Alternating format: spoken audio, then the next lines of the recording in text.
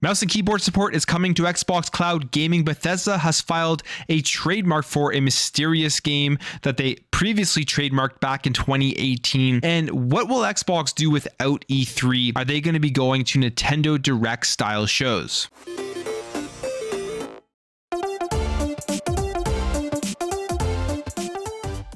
Welcome back to another video. If you guys are new here, as I see many of you are, consider hitting that subscribe button if you enjoy what you see. So Xbox Cloud Gaming is one of the most important parts of the entire Xbox ecosystem for Xbox. You can see that by how they are expanding it out to as many people as possible, releasing it in different regions, putting it on different devices. So like Android, you can actually play Cloud Gaming now on your Xbox One to play those next gen games. If you're still on the Xbox One, but that the Xbox One couldn't handle on Mac and iOS, they did the workaround there, putting it on the browser. You can play cloud gaming on your PC browser as well. One of the things that kind of hinders cloud gaming right now, especially if you are playing it through a browser, is the fact that there is no mouse and keyboard support, and it looks like that is going to be changing in the near future, with Microsoft Flight Simulator being one of the games that is going to be getting mouse and keyboard support. So Microsoft Flight Simulator's head Jorg Newman talked about this, saying the next step for us is mouse and keyboard support. This is platform level support, so it has nothing to do with us. Obviously mouse and keyboard works for our sim, so the platform team was working on this. I know I can't give a date because it's the platform team. I don't know their dates, but it's coming, so that's great news. And when they say the platform team,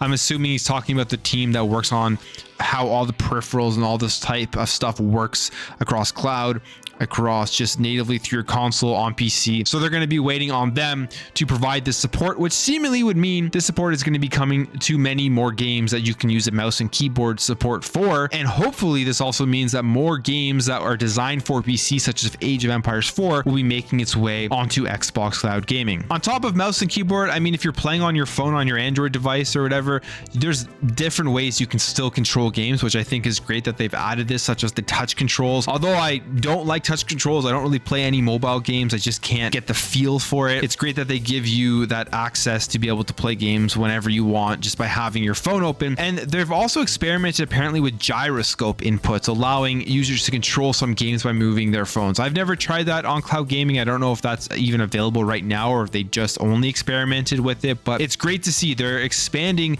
the way that people are going to be able to play games and where they're going to be able to play it. And I think this is going to open it up to a lot more people, because if you're on your browser, you're playing Xbox Cloud Gaming, you don't want to have to always connect a Bluetooth controller. If you have your keyboard and mouse already set up, it just makes things easier. But like I said, the biggest thing from this, I'm hoping that will come, is more PC games will be making its way onto the service. Okay, jumping over here to a mysterious game that apparently Bethesda is working on, or they could just be filing a trademark for and just having it in case they want to work on it later. But it is a game called Spy Team, or at least that's what the trademark was filed for. Now, this is a game that we first heard about and saw in 2018 when this original trademark here was filed. And you can see Spy Team, it's from Bethesda, and just talks about its computer game and all that stuff there.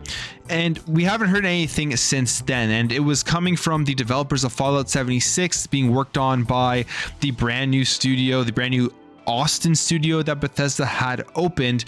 And that's all we really knew about. That's all we heard. And also that it's potentially a multiplayer game. Now, this is interesting because they re-upped the trademark for this. And you can see here from Skullsy TV tweeting, Spy Team, a secret Bethesda game that seems to have been in the works for some time now, recently had its trademark application filed for 2022.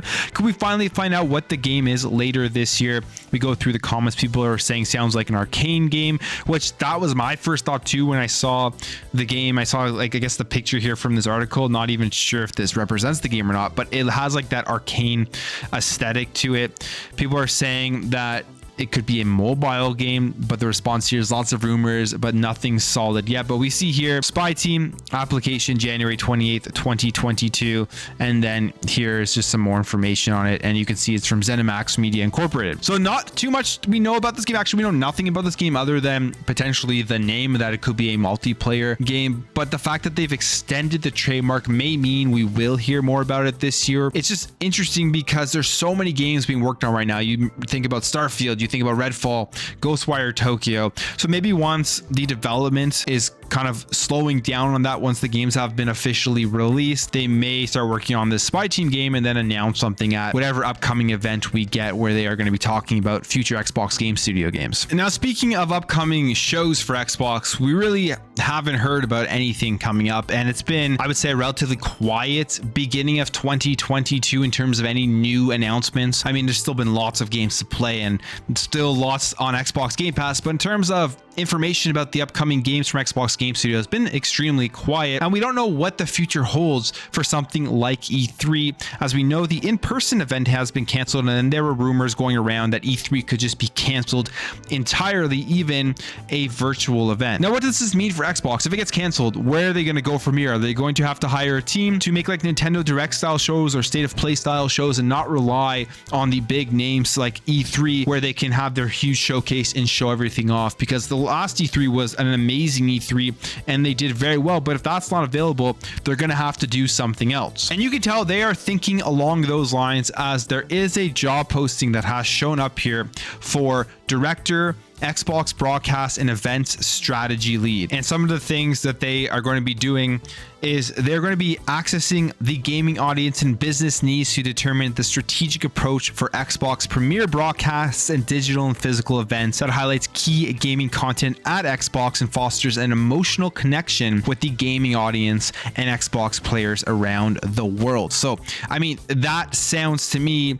like they are going to be coming up with some sort of video events in order to show off new stuff or just talk about what's going on at Xbox and Xbox Game Studios. And this may be them leading into realizing that stuff like E3 is going away or canceled, and that they need to have more events throughout the year, maybe like 4 times a year, with the amount of studios they have to be able to talk about all of the content and all of the games that is coming up for Xbox. I think doing that would be just a great move overall. They have so many studios, they could easily come up with something to talk about a couple of times, 3 to 4 times a year. And I'm sure you plan it out properly, you let everybody know when their stuff is going to be being shown off.